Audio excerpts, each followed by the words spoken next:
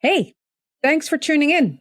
Why is it that when we hit turmoil, when organizations and situations hit the metaphorical storm, we paralyze and we feel like we can wait for calmer weather, that we can wait for the situation to improve on its own before we start acting and making decisions?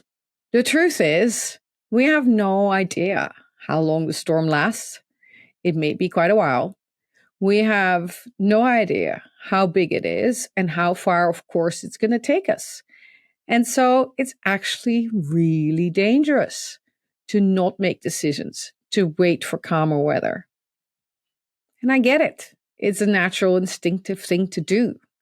We as leaders are trained to manage a steady ship, to manage for stability, to manage for steady state progress. And so when the unexpected hit, the natural tendency is to wait for it to blow over and get on with where we were.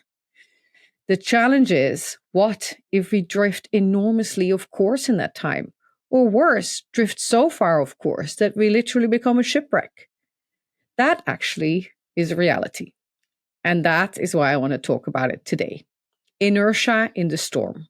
Why waiting it out could sink your business.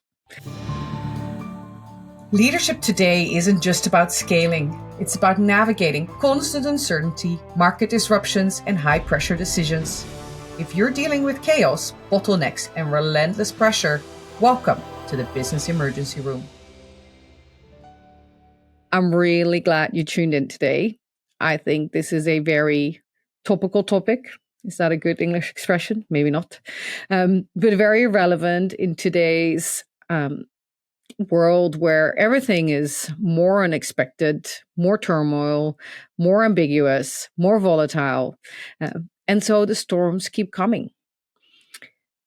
In my line of work, helping leaders navigate business chaos, there is one pattern I see over and over again, and that is when a storm hits or several storms hit, instead of steering into it, most leaders choose to stay put, hoping it will pass.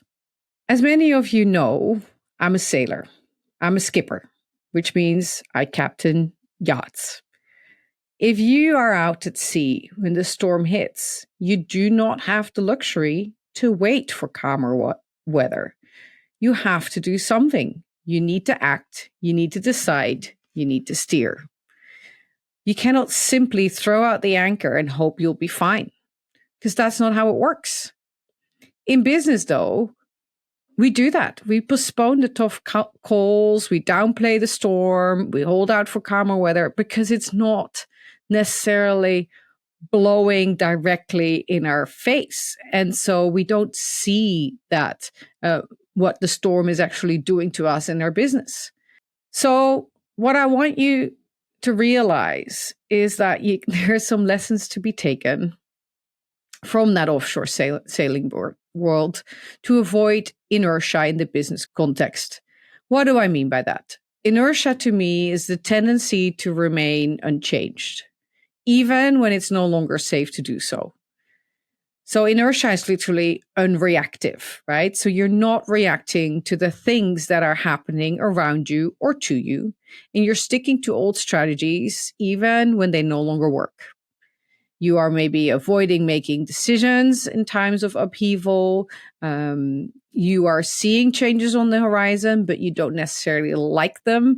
So you hope they go away on their own, or that they maybe don't impact your business, although deep down inside somewhere, you probably know they will. It's hoping that things return to the status quo or to a place where you are comfortable or a world you know. And unfortunately, that's of course not reality anymore. So the corporate version of let's just sit tight and wait this out, it rarely works. You might say, well, but these are unusual situations, right? It's actually costing you, and not just a little. Business leaders face real pressure in volatile times, and inaction is really not harmless. 85% of us leaders report decision distress. So we're regretting or we're questioning decisions we made in our past, which typically leads to in new turmoil or chaotic situations. That stops us from making decisions because last time we did in that upheaval, it got us into trouble. But not making a decision or not moving is still a decision and one that you will regret later too. 63% of us leaders believe that our decisions are more complex than just 2 years ago. I think I don't need to convince anyone of that, right? I think we feel it everywhere. The World Economic Forum has every year a risk report. They talk about the last couple of years how everything is so much more interconnected and interdependent in everything we do. And we feel that. We feel that when we need to make decisions, we only have a few pieces of the puzzle. We know that there's probably consequences and impacts of our decisions we can't quite see. And so it feels, which is a lie, and it's a false sense, but it feels that like not making a decision or holding on to the current state is safer. Just holding on to what you know or what you're doing doesn't mean that all the other elements stop moving. It doesn't mean that the storm is going to stop or hold or start standing still. They typically don't. They're going to keep moving, and you need to get out on the other end. It's still as close to your course as possible. 68% of us report that our teams are facing overwhelm and overload. Also not a surprise. And I think a number all of us can truly see on it and feel on a day-by-day basis. So sense-making delays are common in crisis. Leaders wait too long to fully grasp what's happening. And by the time we do, it's already too late. We consistently underestimate uncertainty, unfortunately, and overestimate how quickly things will stabilize. So we have a natural tendency, which is our survival instinct, and it's a good thing in many situations. We overestimate how quickly the storm will pass or blow by. We also underestimate how much uncertainty and change that storm brings. And although that's potentially good at an individual human level, in business, when you're facing business turmoil or business storms, it can make or break your business. So what's the damage of waiting? If you remain inert, undecisive, unreactive to whatever is happening or thrown at you during turbulent times, it doesn't just slow you down, it erodes your competitive edge. It drifts you, of course. You typically lose focus, and you're going to need corrective action after to get back on track. Companies that delay decisions in downturns grow 3 times slower during recovery periods, says Harvard Business Review. Market lag increases sharply when leadership fails to act during volatile swings.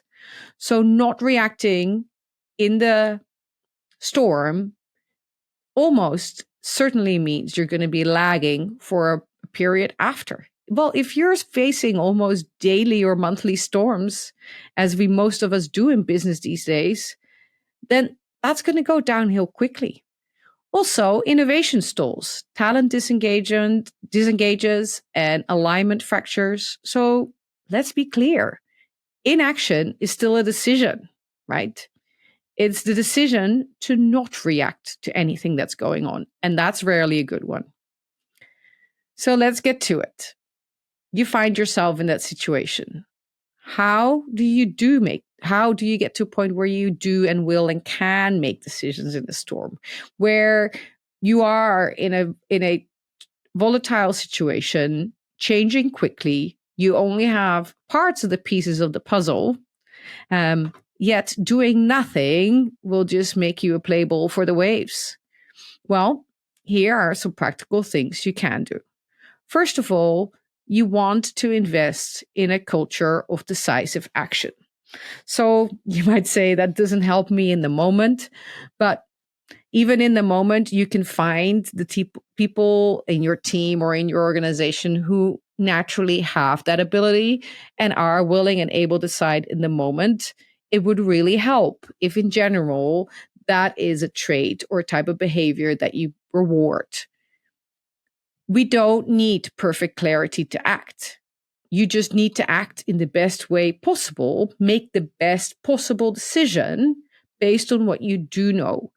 Because the situation is also such that if you don't decide, right? I said you drift, of course. If you do decide, you get progressive insight. Because if you make a decision and take an action, your vantage point changes. You get progressive insight because every action from your side leads to a reaction from the market, from the environment. And so if those steps are not huge, but are deliberate and the best possible steps you can take based on what you know in the moment, you might have to do course correction. You seldom completely drift in the wrong direction. So foster a culture that rewards timely action, not just perfect outcomes. Yeah.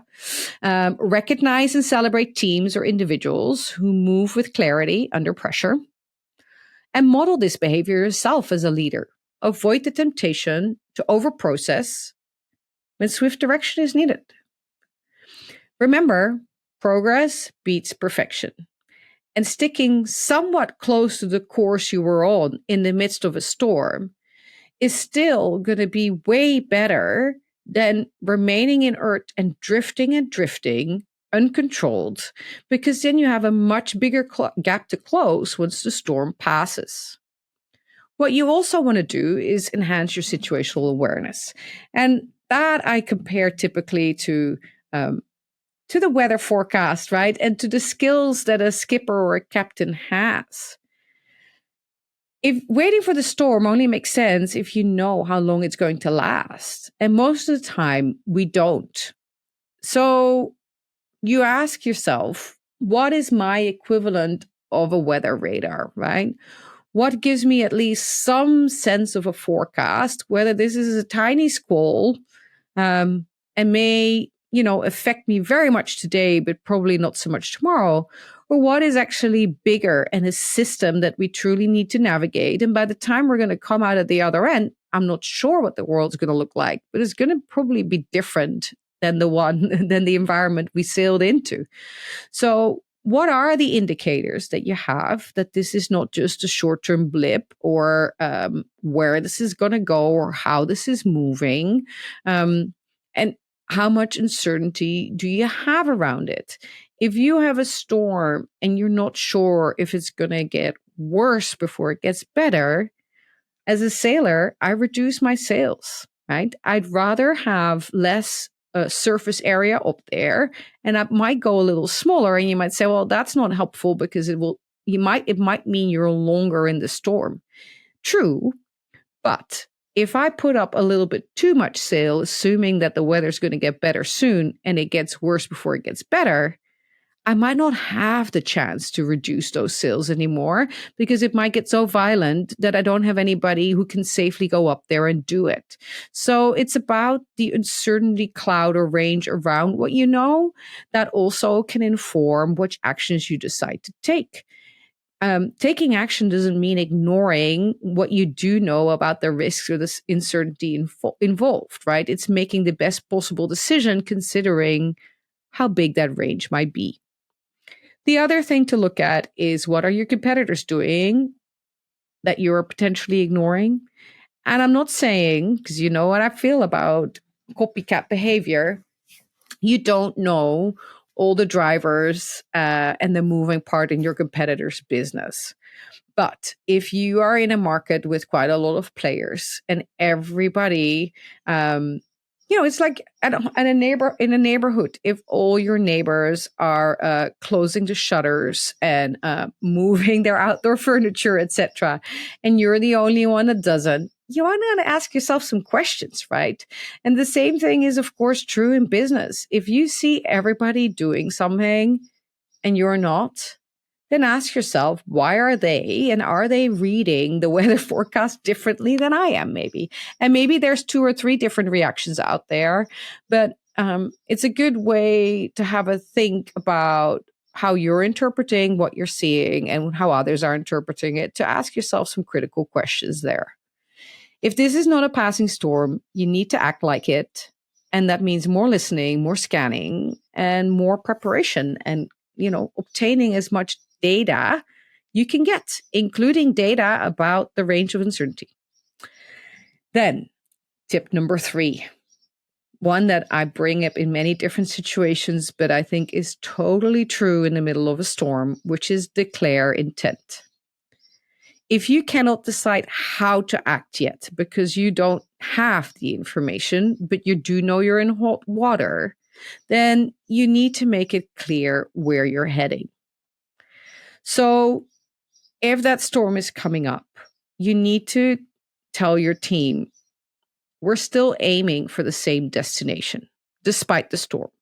Or you might say, we're still aiming for the same destination, but if we can find a safe harbor somewhere in between to shelter for a while and hence take longer to get there, I'm also okay with that. I just don't know what our options are. But in times of uncertainty and in times of chaos, people look at a leader. And you do not need to know all the answers, but clarity creates calmness. So you declaring what has changed and what hasn't changed, again, invites your team in to, from their own expertise, contribute to a potential solution in the situation, to volunteer what information and pieces of the puzzle they may have, and what that tells them about the situation, right? As from their own specialty.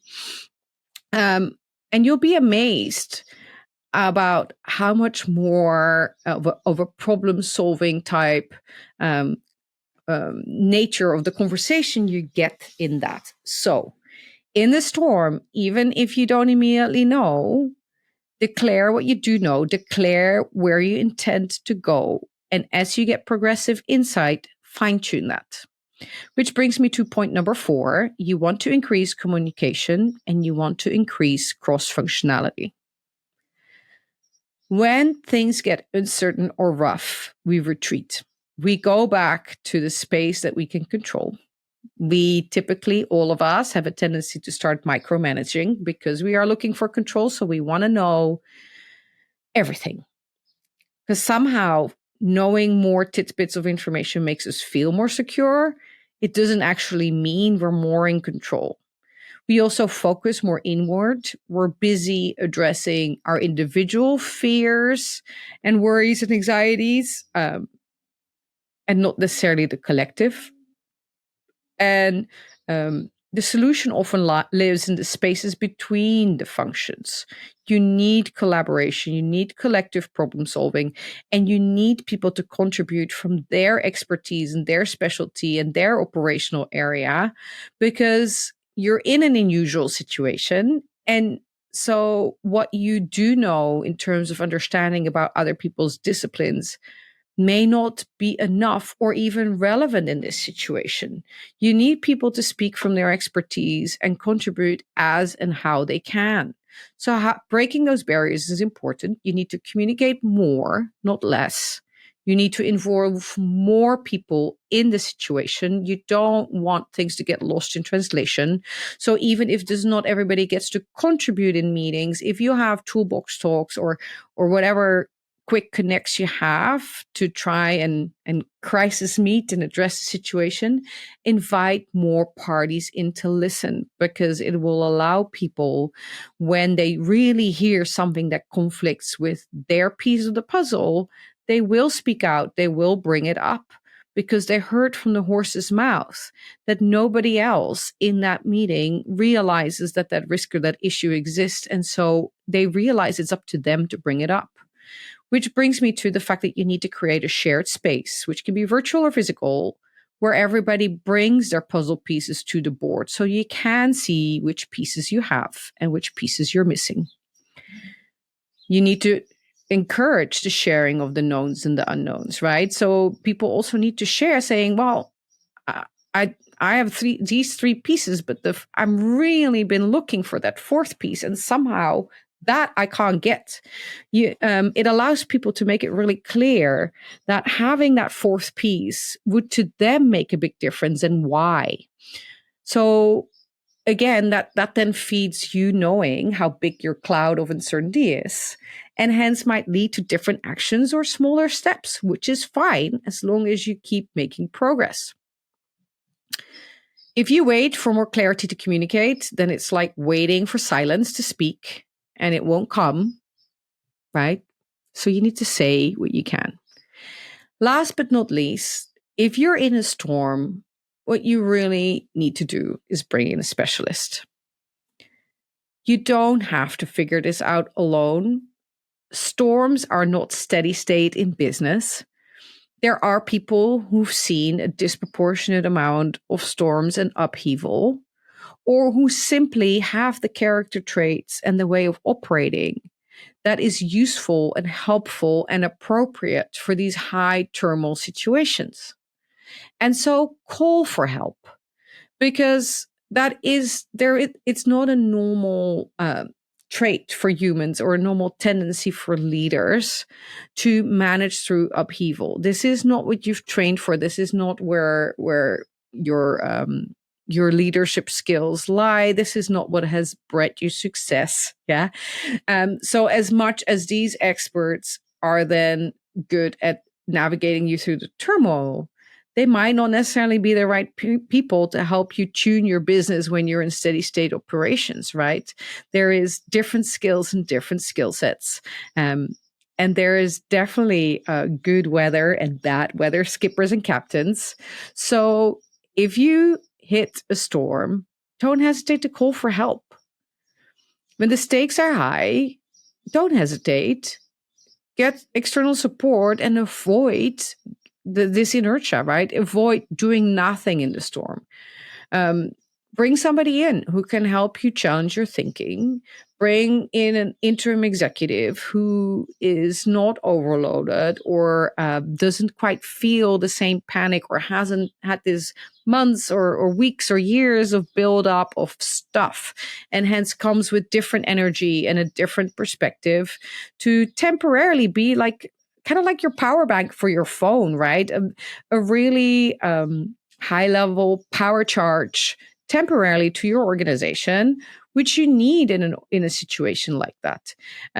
Or somebody who can facilitate decision making and guide your leadership team through the complex decisions when you start to realize that you've got stuck in indecision. Bringing in help doesn't mean you're failing. It means you're actually steering and navigating, and you're taking action to avoid drifting off course. So, in conclusion, when things get tricky, when you hit that storm, imagine you're at sea. You do not have a choice to wait out the weather in the middle of the waves, because you're going to just get tossed around and drift off course. And remember that the cost of getting back on track after can be really significant, and you can't control it. So in a storm, the closer you can stick to where you were heading, that's limiting the damage that something like that can do to you. And it makes a big difference on how competitive you will come out of it. It's also becoming the new normal. So choosing to not do anything with it means you don't get better at dealing with these situations, meaning that you will continue to underperform and slowly drift away. And I doubt you'll be able to be successful long term if you do not develop the skills. So the time to steer is now, even when the skies are dark and the winds are high. And if you need a co-captain in the chaos, then you know where to find me. Inertia is costing you. I can help. And you need to do something rather than nothing. Thank you for tuning in today. I'm glad you are here. I look forward to having you back in the next episode. And let me know if I can help you today, tomorrow, or next week. I'm here. Bye. If decision-making in your business feels like a never-ending battle, join my free live webinar, Decision-Making Mechanics to Turn Chaos Around. It happens every third Tuesday at 2 p.m. Central. We'll tackle the real obstacles slowing you down. Register at thechaosgamesconsulting.com.